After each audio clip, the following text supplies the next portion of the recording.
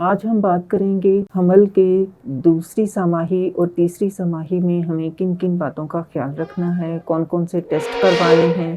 حمل کے 9 ماہ کو 3 سماہیوں میں تقسیم کیا جاتا ہے۔ پہلے ہفتے سے لے کے 14ویں ہفتے تک پہلی سماہی، 14 سے لے کے 28ویں ہفتے تک دوسری سماہی اور 29 سے لے کے 40 ہفتے تک تیسری سماہی۔ دوسری سماہی میں ہم پیشنٹ کو ایڈوائز کرتے ہیں کہ ہر 4 ہفتے کے بعد اس کا چیک اپ لازمی ہے۔ ان میں ہر چیک اپ میں پیشنٹ کا وزن چیک کیا جاتا ہے، اس کا بلڈ پریشر دیکھتے ہیں، اس کا یورین کا ٹیسٹ کیا جاتا ہے انفیکشنز کے لیے کہ اگر انفیکشن ہیں تو ساتھ ساتھ ٹریٹ کیا جائے۔ اس کے علاوہ بچے کی گروتھ کو دیکھا جاتا ہے۔ 14ویں ہفتے میں پہلی دفعہ بچے کو پیٹ میں فیل کیا جا سکتا ہے۔ اس میں ہر چیک اپ میں بچے کی گروتھ کا پیٹ کے معائنے سے پتہ چلتا رہتا ہے، بچے کے پانی پراپر ہے اس کا پتہ لگتا ہے۔ 20 سے 22ویں ہفتے کے بیچ میں ایک بہت امپورٹنٹ الٹرا ساؤنڈ ہوتا ہے جس کو انوملی اسکین کہا جاتا ہے۔ اس وقت تک بچے کے سارے سسٹمز جو ہیں وہ ڈیولپ ہو جاتے ہیں، تو ہم بچے کی ان کو ڈیٹیکٹ کرنے کے لیے ریڈیولوجسٹ سے ایک اچھا سا اسکین کرواتے ہیں۔ اگر خدا نخواستہ کوئی ابنارمیلٹی آئے، جیسے بچے کے برین میں کوئی ابنارمیلٹی ہے جس کو ہائیڈروکیفلس کہا جاتا ہے، اسی طرح سے ان کی ریڑھ کی ہڈی کے کوئی ایسے مسائل ہیں جس کی وجہ سے ہینڈی کیپڈ لائف ہو، تو پریگنینسی کو ٹرمینیٹ کرنے کا ڈیسیژن پیشنٹ کو دیا جاتا ہے۔ اگر پیشنٹ کا بلڈ پریشر زیادہ ہے تو اس کی ٹریٹمنٹ کرنا، اور پیشنٹ کا اگر شوگر کا لیول زیادہ ہے تو اس کی ٹریٹمنٹ کرنا بہت ضروری ہے۔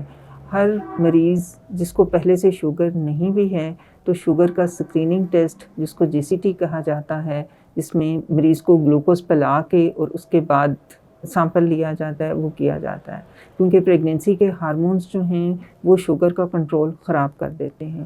جن مریضوں کو پہلے شوگر نہیں ہوتی، کچھ مریض ایسے ہوتے ہیں ان کو پریگنینسی میں بھی ان کنٹرول شوگر ہو سکتی ہے۔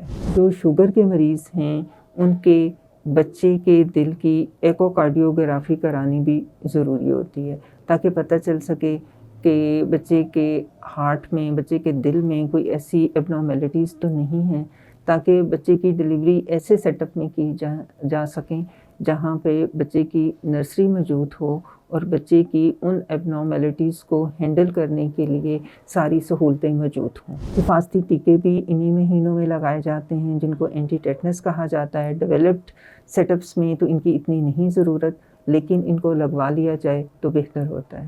اسی طرح کچھ مریض ہوتے ہیں ان کو سم ٹائمز پری میچور لیبر کا پرابلم آتا ہے، تو ان میں ہم اسٹیرائڈز ایڈوائز کرتے ہیں تاکہ بچے کے لنگز جو ہیں وہ میچور ہوں، ان کو نرسری کی ضرورت کم سے کم پڑے۔ 28ویں ہفتے سے آنورڈ 2 ہفتوں کے بعد مریض کا چیک اپ ایڈوائز کیا جاتا ہے، اور اس میں 8ویں مہینے میں کے اینڈ میں، 9ویں مہینے کے سٹارٹ میں بیبی کی پوزیشن جو ہے وہ بہت امپورٹنٹ ہے کہ اگر بیبی کا سر نیچے ہے یعنی کہ فیلک پریزنٹیشن ہے تو نارمل ڈلیوری کے چانسز ہیں، اور مریض کو کونسل کرنا ہوتا ہے بچے کی پوزیشن کے لحاظ سے، مریض کو کونسل کرنا ہوتا ہے کہ اس کی ڈلیوری کس طریقے سے ممکن ہے، نارمل ڈلیوری ہو سکتی ہے یا سی سیکشن ہو سکتا ہے۔